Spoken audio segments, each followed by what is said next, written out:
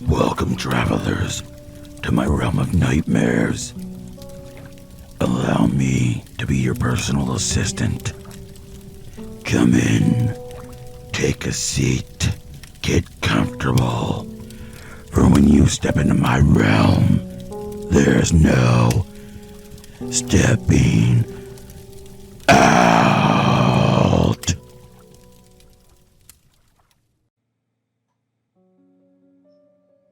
According to Google, nearly 15 million Americans work the midnight shift.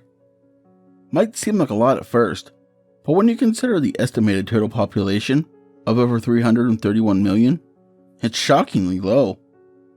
In my opinion, some very quick, very bad math suggests that maybe out of 150 million working adults, only 10% work during the night.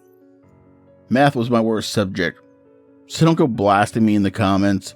Simple point, not many people work overnight. It shouldn't be surprising, really. Our entire human working history is based on the sun. Our caveman and Neanderthal ancestors could not possibly go out into the night to compete with animal predators that can see in the dark. Even with the invention of fire, it was too dangerous.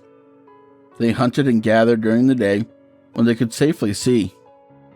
Also, considering that early man didn't have the modern miracle of eyeglasses to help with poor eyesight, I wear glasses myself. I often consider how difficult it would be if I had no access to corrective eyewear. I'd probably be good for nothing as a caveman. I can't see anything but fuzzy shapes.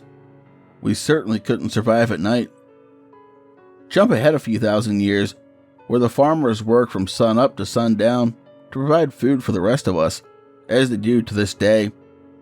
Although modern technology has made it possible for processing food to take place on a 24-hour basis. The invention of electricity had changed everything, but I think I made my little point. Fast forwarding to modern times, and there are many jobs that require shifts to be worked every hour of the day. Some actually prefer it, like me. I'm a cop. Crime doesn't stop after 5 p.m., just the opposite for the most part. Those of us that work the graveyard shift get a kind of fondness for it. For the most part, it's quiet, and the movement is considerably low. Traffic is better, and the bosses aren't working, and the stress is somewhat lower. A lot of bad things happen at night, sure, but we've become used to dealing with it under the cover of night. Honestly, from the perspective of a veteran cop, bad stuff happens at all hours of the day. Some of the most brutal crimes I have seen are in the middle of plain daylight. The darkness just adds a little more creepiness to some things. Going to an unknown problem call can be worse when you can't see anything. Going through a house looking for someone is scary anytime, but when it's pitch black, well, it's got you on a different edge. I need to tell you what happened to me. I've seen the worst of humanity in this job.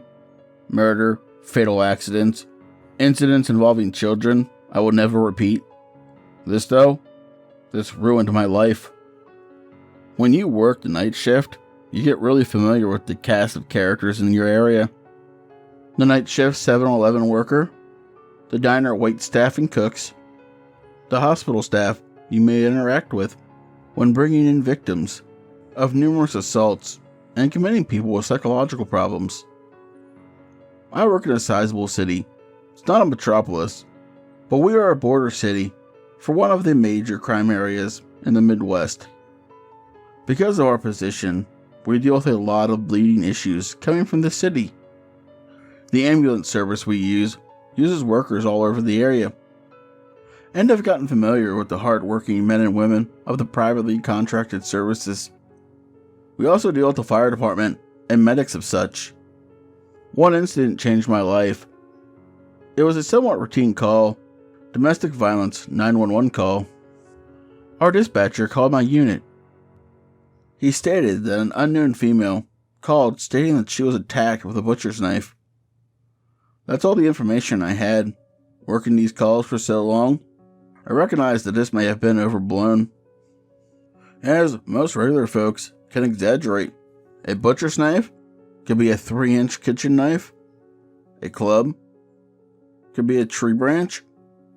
He's hitting my brother with a 12-foot telephone pole, is a call I've actually gotten. When we arrived, it was a souvenir mini baseball bat given out by our local minor league baseball team. I take every call seriously, and I'm not talking down about these people's call for help, but I'm just making the point that it's not always what it appears. The butcher's knife was a real call. When I arrived, I spotted a mid-20s something female standing outside the address that I was dispatched to. Another unit was already talking to another older female on the porch of the home. The victim stated to me that she was attacked by her mother. She said her mom had lost her mind and held a butcher's knife to her neck and said, "I've been waiting for this moment." I could see no visible injuries. Thankfully, seeing that no one was really hurt, I got her information and talked with my partner. The mother, we have dealt with before, and had some issues going on like dementia, and may not have been taking her prescribed medication. When we entered the home to search for the weapon, I saw the offender, the aforementioned 3-inch kitchen knife. Deciding the older woman may need medical help and not an immediate arrest, we petitioned her. This means that as police, we would take her to the local St. John's Hospital, where she could be observed in the crisis unit. They would give her medication and put a 72-hour hold for observation. I know local law enforcement has a bad reputation via the media, but most of us are good and have compassion for you and your loved ones. The lady didn't need to be arrested and sent down to the county jail. She needed real help, and we would try our best to provide that. The medics were called, and we would ride with them to make sure she was transported to the hospital safely. I followed the ambulance as my partner rode with the medics and the offender. I never saw the medics while I was on the scene. I don't know how. I guess I was just more focused on staying with the victim. I got her info and made sure she didn't want to press charges on her mother. She absolutely could have. Putting a knife to her throat was a crime, no matter who you are. But the daughter wanted her to get help more than anything. She also agreed that having a 70-year-old woman in jail probably wasn't the best place for her. The best thing was getting her out of the house for the time being. As we arrived at the hospital, I started getting the medical stuff we needed. The doctor and social worker on duty, the petition paperwork, etc. When the medics rolled our subject into a room, I paused. The two medics looked off. They were both young males. If I had to guess, I'd say they were both of European type descent. One had a Billy Ray Cyrus 90s style mullet. Not strange on its own, as that has come back into popular culture. But I don't think many medical ambulance companies allows that type of extreme hairstyle. The other looked like Walton Goggins' character from that TV show Justified. Look it up. He was much rougher looking. Look at an extra from the 1970s Texas Chainsaw Massacre series. Or from the family of one of Rob Zombie's House of Thousand Corpses trilogy. I was quizzical, but still didn't think much of it at the time. My partner and I finished the paperwork at the hospital and made sure we were all set before we left. A couple hours after this incident, and the old lady was doing fine. She understood she needed help and was completely compliant with us and the medical staff. We walked out with the medics and made some small talk. Something was just so off with these two guys. I'd never seen these two in all my years. They looked like they were from another town or another place. As they loaded the stretcher back into the ambulance, the one with the mullet looked at me slowly. "Another good one, eh?" is all he said. I nodded, walking backwards to my cruiser. My partner lit up a cigarette outside of the emergency room entrance. That ended pretty good, considering the call, don't you think? Shaking my head, trying to snap back to here and now, I agreed. Yeah. Could have been worse, I guess. He took a drag and blew the smoke out. Did you see those ambulance drivers, though? Kinda weird, no? Having heard that, put this experience into real life for me. Yeah, I said. Have you ever seen those guys before? My partner didn't seem as bothered as I did. He said he didn't, but expounded on the facts that most medical and paramedic jobs have a crazy turnover rate. So it's not uncommon to see many people working in these ambulances. He agreed that something was strange, but treated it more like a joke than I did. Back to work, bro. We cleared the call, and we were back to work. I spent the next 2 days thinking about those guys. I could not stop thinking about those strange medics that were from the land of Deliverance. I obsessed. I researched. I admit I wrote down the ambulance number and called the company. I got the names of the medics that night for report purposes. Even though I legally did need those names, I wanted to run them, which wasn't illegal. Running their names returned nothing. Impossible. Not to get too deep into the system, but we can run anyone's names, license, ID, anything into the law enforcement network, and get some basic information back. I'm not looking for warrants or criminal offenses. I was looking for an address, or an age, or anything. These guys didn't exist. The ambulance company had no idea what I was talking about. My work suffered. I was preoccupied. I took time off work, which I never did. My partner from that night grabbed me one night as we were changing. What the hell happened to you, man? You're acting like a real loon. I finally broke down and explained the whole thing to him. The guys from a week ago on that crazy... Damn, man, let it go. There's nothing there. They just had weird hair, bro. I won't accept that. I'm taking a few more days off. I'll follow every ambulance until I see them again. That was my last good intention. I made multiple fake 911 calls. A felony. Every time the ambulance showed up at some poor owner's address, I watched and never saw the freaks. I started drinking to ease my stupid, overfiring brain. There was evil out there that only I could find. I don't know what they're doing, but I had to stop it. Sounds ridiculous now. I drunkenly called the hospital, pretending to be a doctor, asking for the records of the older lady we brought in months ago. I'm surprised they couldn't tell how messed up I was. After some sweet talk and using the info I had, I got an answer of what happened to her. Let me see, the nurse said.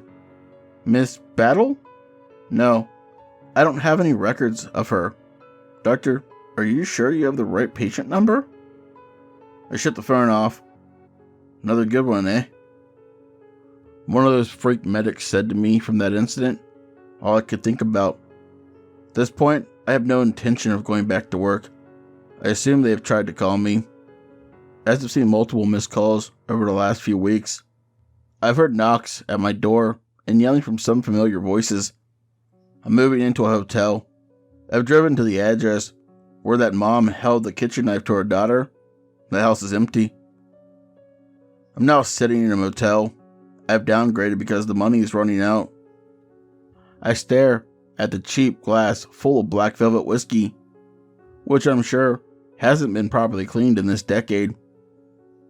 I grabbed a cheap iced beer from the styrofoam container I bought by recycling my beer cans. One long chug, followed by the whiskey, and I threw the cheap glass into the wall. It didn't even break. I decided to take a walk. I locked my room with an old school key. Not even a swipe card. I don't know why. I have nothing valuable inside, except the cheap laptop I stole from my sister to post this story.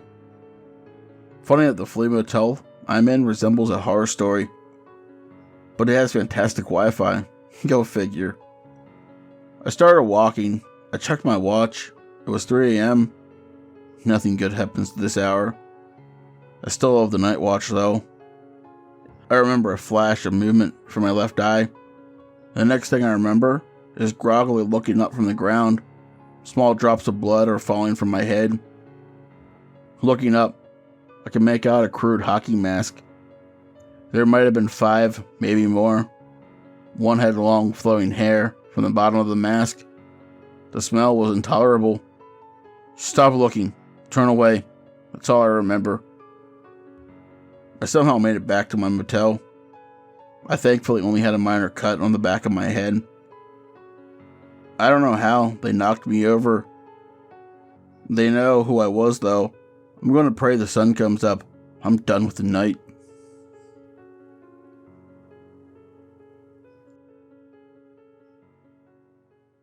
Tonight's story was by Blake Blizzard. If you enjoyed this story, chances are you'll enjoy the other content that he creates. The links to his Reddit will be in the description below. Hey, did you know I have merch? Yeah, it's crazy, right? But I do. And if you would like to walk around representing my realm and gaining me new travelers, the links to my merch store will be in the description below. But as always, I'd like to say a special thank you to my lovely Patreons. 242 Reads, Rando Calrissian, Pam, Seraphine the Midnight Bard, Creepy Congirl, Mia Mina, Philia Noctis, Hair-Raising Narratives, and Spooky Boo's Scary Story Time. If you'd like to join these lovely travelers but I'll let them on fire, you can do so by becoming a Patreon. Just remember, the support is always appreciated but never expected. Please don't forget to like, comment, share, subscribe, and ding that bell for all future content. And as always, travelers, once you step into my realm, there's no stepping